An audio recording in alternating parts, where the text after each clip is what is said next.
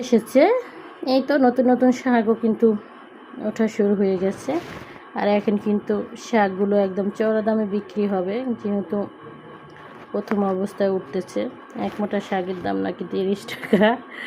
আবার এমন একটা সময় আসবে এক মোটা শাকের দাম কিন্তু 5 টাকাও হয়ে যাবে। তাই সময়ের ব্যবধানে সব কিছুরই মূল্য বেড়ে যায়, এটা আমরা সবাই জানি।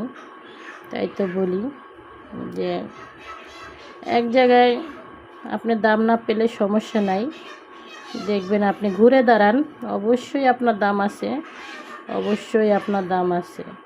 কারণ সবাইকে আল্লাহ তাআলা পরিপূর্ণ সম্মান দাম দিয়ে দুনিয়াতে পাঠাইছে, দেখতে পাচ্ছেন।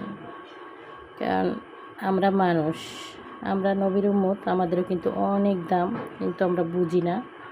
আল্লাহর কাছে চাইলে কিন্তু একসময় আমরাও অনেক কিছু পেতে পারি, কিন্তু সব কিছুরই একটা স্থান বদল করলেই কিন্তু দেখা গেছে এক জায়গায় আপনার ভালো লাগতেছে না, ভালো বন্ডিং হইতেছে না, আপনি সেখান থেকে ঘুরে দাঁড়ান, অবশ্যই আপনার দাম আছে।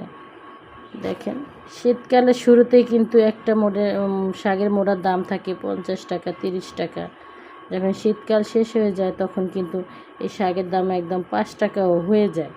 তো সেক্ষেত্রে কিন্তু মানুষেরও এরকমই সময়ের ব্যবধানে সব কিছুই কিন্তু চেঞ্জ হয়ে যায়।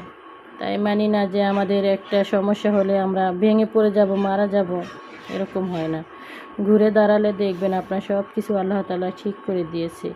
এটাই সত্যি, এটাই বাস্তব। আর আমার মেয়ে কিন্তু অনেক পছন্দ করে লাল শাক। তো সবাই ভালো থাকবেন। আল্লাহ হাফিজ।